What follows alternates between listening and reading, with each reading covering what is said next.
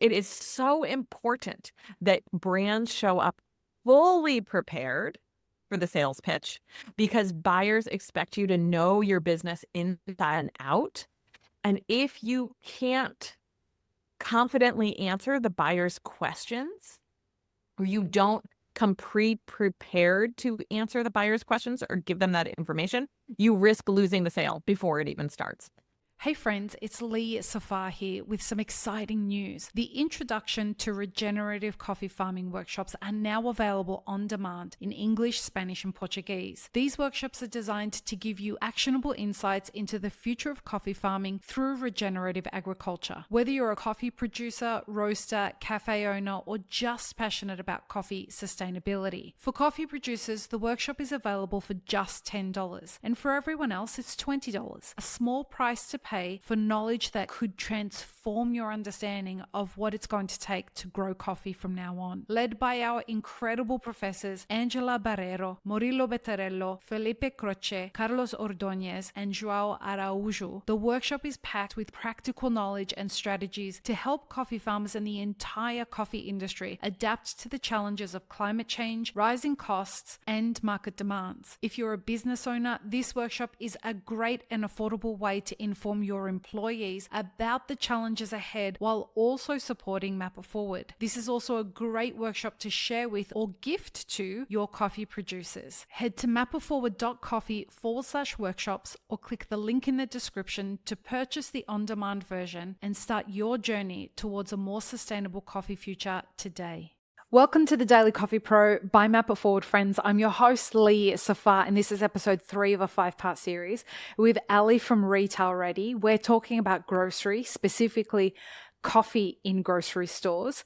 And in this episode, we're going to talk about what do people most need to prepare for getting into grocery. When it comes down to it, Alli, I hear a lot of people say people need to drink my coffee. People need to know that I exist. A lot of the time when business owners are clients of mine and they come to me and they say, we need to get the coffee into grocery. And I say to them, and they've come to me because they want to get their coffee into grocery.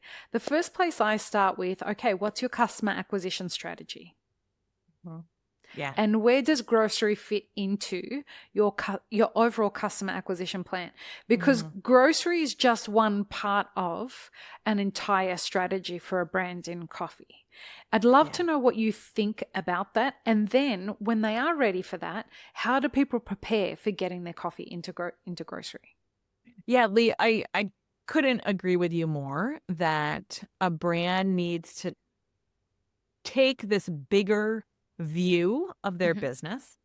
And, we hear this phrase omni-channel brand thrown around a lot, right? And what does it mean? It means you're selling in multiple channels, right? You've got multiple revenue streams.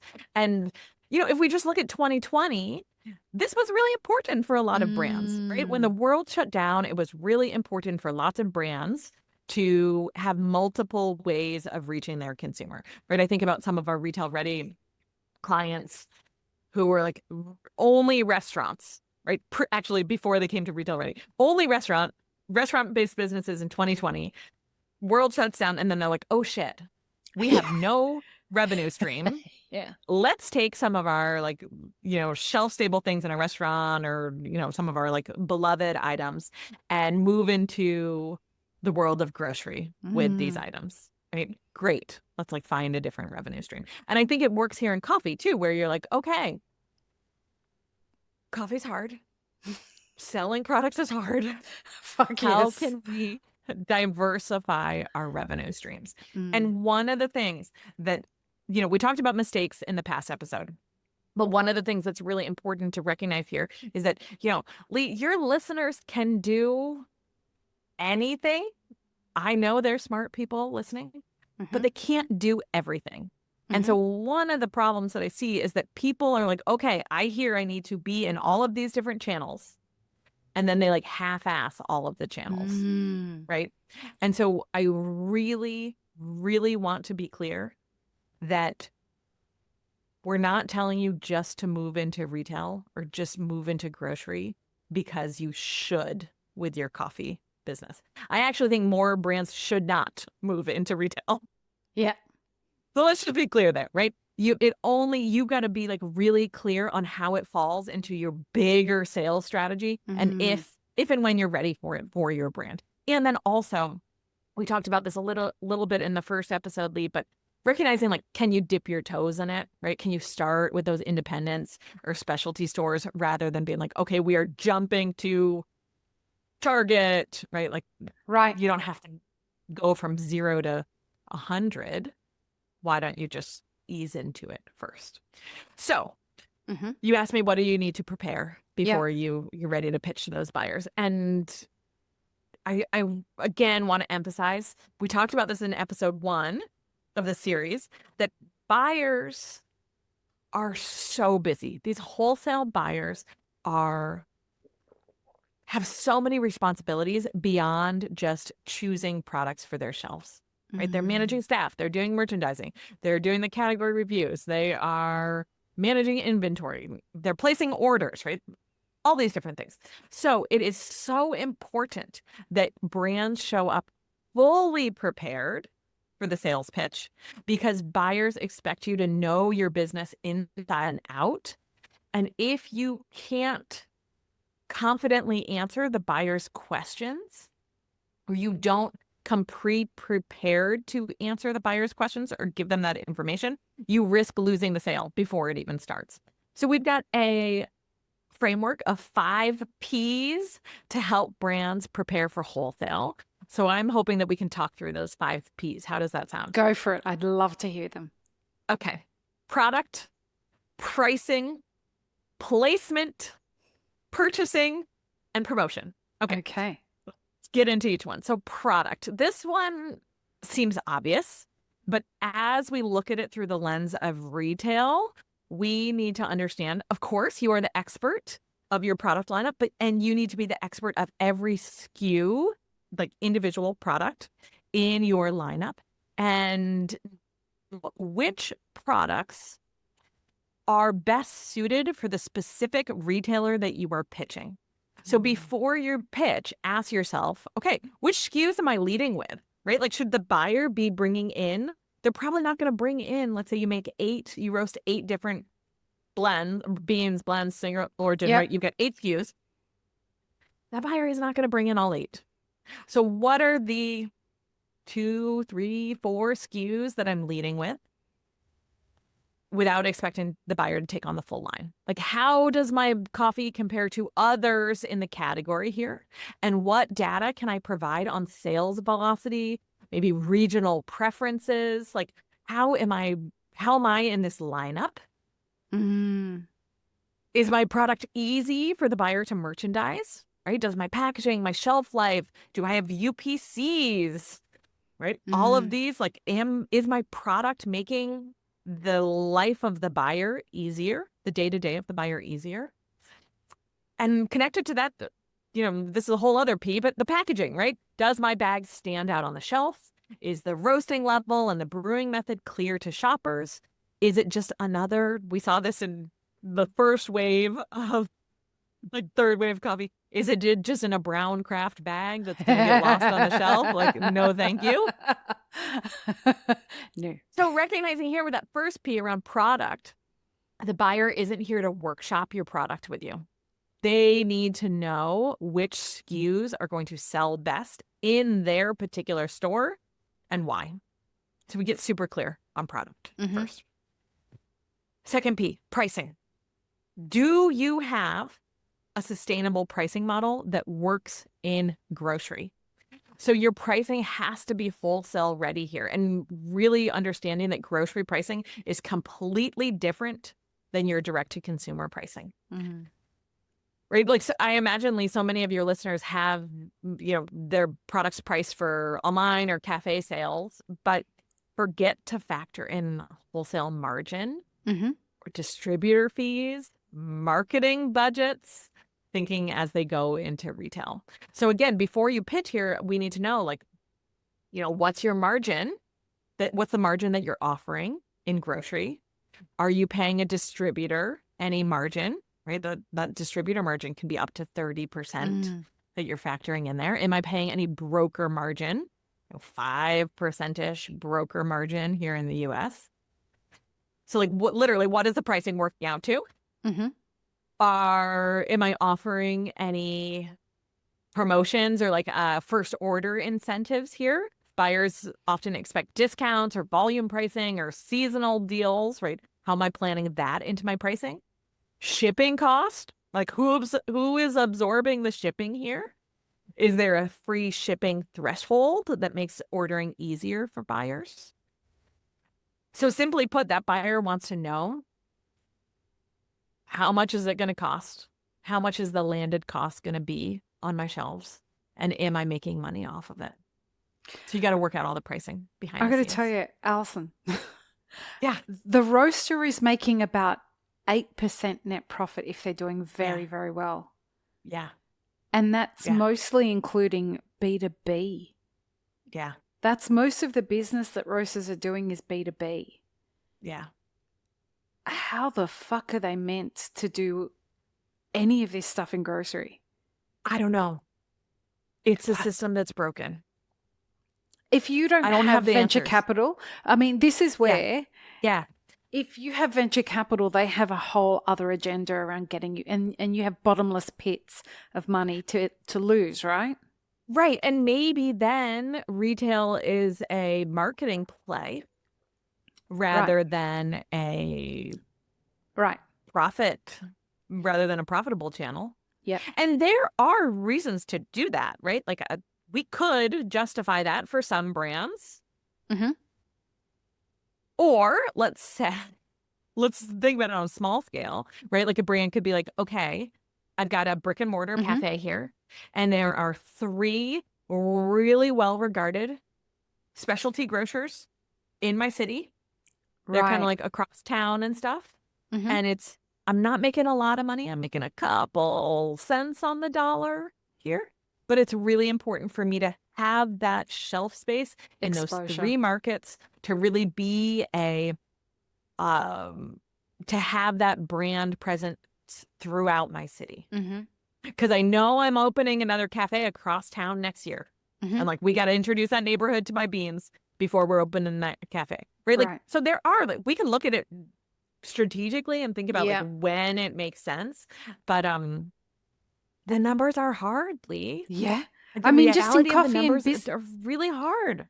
Especially with the price of coffee being what it is and the price of labor being what it is. Yeah. And the price of rent and all of the other things that are going into, energy, et cetera, et cetera. It is really hard for businesses to make ends meet. And we're entering a phase in the industry where we're going to see a lot of brands disappear. And so as they disappear, some of the brands that are left are thinking, well, maybe we could take their place on grocery stores. Right. I mean, yeah, you could, but are you making money there, right? Yeah. And Lee, I agree with you. I think we're going to see a rough year ahead for brands as more folks, just as prices are so volatile and, we're really seeing margins shrink away. I think people are going to have to make some tough decisions about what works for them and their brands. And, that it's directly connected to the third P, which is placement and understanding before you're doing these retail pitches, understanding where should I sell my coffee? And so I think about placement both from a large perspective, right? What channels am I in? Maybe I'm not going into retail, but I'm going into food service. And like, we are selling to other restaurants. We're selling to other cafes. We are selling to, like, here in Bay Area, my brain always goes to like the like break rooms in these like big tech companies, right? They drink a lot of freaking coffee. Who's providing those beans, right? Maybe you're selling in 5-pound bags and, you're doing bulk and you're not selling 12-ounce bags in traditional retail, right? So what channels fit for your brand? And then even if you're like, yeah, I'm going to do retail, right? Are you natural grocery? Are you specialty shops? Are you club stores like the Costco's of the world? Are you conventional chains, right? And really being clear, and you talked about this at the beginning, Lee, of who who is buying your product and where do they want to buy it, right? So really thinking about going back to what you said at the beginning, more stores doesn't equal more sales. So getting really clear on placement before we're pitching to those retail stores. And what's the fourth P? Purchasing. How does the buyer actually place an order? And we need to make this buying process very, very easy. Again, buyers are busy. They're not going to chase you down or like work with you if you've got a stuffy process on ordering, right? So unless you have a clear, simple purchasing process, that buyer's going to be confused and they're going to say it's not worth it, right? So literally, how are they ordering from you? Is it through you, through a distributor, through a broker, through a platform like Fair, right? Like one isn't necessarily better than the other. They just need to know so that they can make a decision if it works for them and their internal ordering process. And then I think about like, are you selling per unit? Are you requiring them to order 3 units, 6 units, 12 units of each SKU? What's your shelf life? You know, are you going to do guaranteed sales? What if it doesn't sell? Who's taking that hit? Like, how does it literally, like, does it work for the buyer to buy your product? And what does that ordering system look like? And one of the mistakes that I see young brands make here, Lee, is that they're like, well, we roast every day so that buyer can just text me or, email me what they want and I'll deliver it. I'll put it in roasting. Super professional, bro. And we'll deliver it the next day. Yeah. And okay. So when I was buying coffee, we would, with most roasters, like the ideal order schedule for us was that they were roasting for us twice a week. And I knew I had to order by like 9 a.m. on Mondays and Thursdays for delivery on Tuesdays and Fridays. And, again, this is when I was working like really in specialty coffee. I'm like some of these 7-day shelf life, 10-day shelf life. And so, it was really important for me to get the freshest coffee that I could because I only had 7 days to sell those beans on my shelves. And then we had other ones who were like, we've got a 30-day shelf life, and there was a little bit more flexibility there. But Lee, like being super clear to that buyer what the process is, like what are the order deadlines, when does delivery happen, and just so the buyer can make an informed decision on whether or not it works with their buying setup. And the fifth P? Yeah. Promotion. We've already talked a lot about this. Yeah. But how will you support the sell-through? And again, here's where I say, if you don't clearly communicate that to the buyer in your sales pitch, we've got a plan to sell off the shelf. Here's what we do for quarterly marketing, blah, blah, blah. Right. Give them your ideas. If you don't come out and say that, the buyer makes the assumption that you don't have a plan. Yeah. That you haven't thought about it. Yeah. And so, you may have the best marketing plan ever, but unless you will literally tell the buyer that you have a plan, you don't need to go into all the details and everything, but unless you tell them that you have a plan, they make the assumption that you don't. Because Lee, like, unfortunately, most brands don't have a plan. Yeah. Right? And so if you do, please come out and say it, because it puts you miles ahead of the other brands who are pitching. And again, it helps that buyer trust that you are going to do what's needed to support sales in your category. And I guess we should leave this for the next episode, but I'm going to ask the question. What happens if all the stock doesn't move? Yeah. Okay. In the beginning. Yeah. A couple things could happen. There's a couple different scenarios here.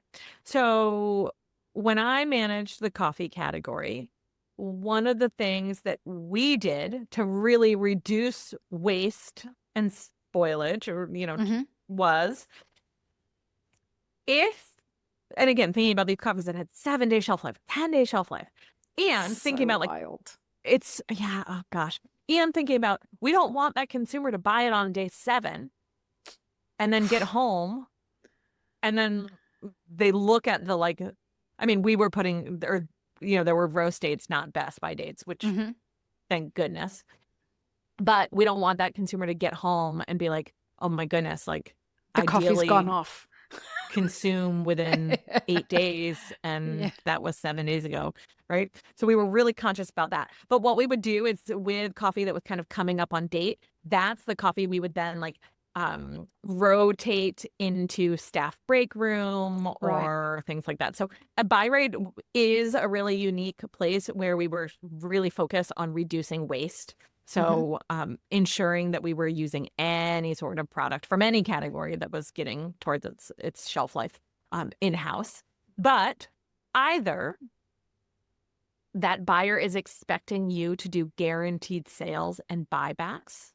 So if your product doesn't sell, they are expecting you to credit them for that product on the individual order. Yep.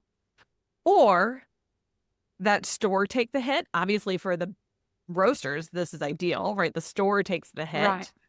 Right. But I'll say that's much more risky for the store, especially because we're talking about an expensive category, right? Like we're not just talking about, a banana that is off. And there's only so long that buyer will take that hit and keep you on. If they're losing money on your brand every week, like you're not going to do that for very long. Right. Yeah. So one of the things that I advise brands to do is you can negotiate that at the beginning. You can say, hey, we are willing to do guaranteed sales for the first 60 days. While you learn your ordering pars, while we work on our shelf talkers and come and demo, and like while we really support sales. But after 60 days, the responsibility goes back on your inventory manager, who should be knowing how to order appropriately. Forecast. Like that's not an us problem anymore. So I like to negotiate on that with a new account. I love that. Which sets us up great for why it might not work for you, because there are people who should be considering this, and there are definitely more than that shouldn't be considering this. So join us for the next episode, folks, where we're going to talk about why it might not work for you. Peace, love, and peanut butter. Have an amazing rest of your day. I really hope you enjoyed this episode, friends. Please don't forget to show us some love by subscribing, liking, commenting, and most of all, sharing this podcast with your friends. Check the show notes for links, including our sponsors and our Patreon. And stay tuned for more great conversations on the Daily Coffee Pro by Map It Forward.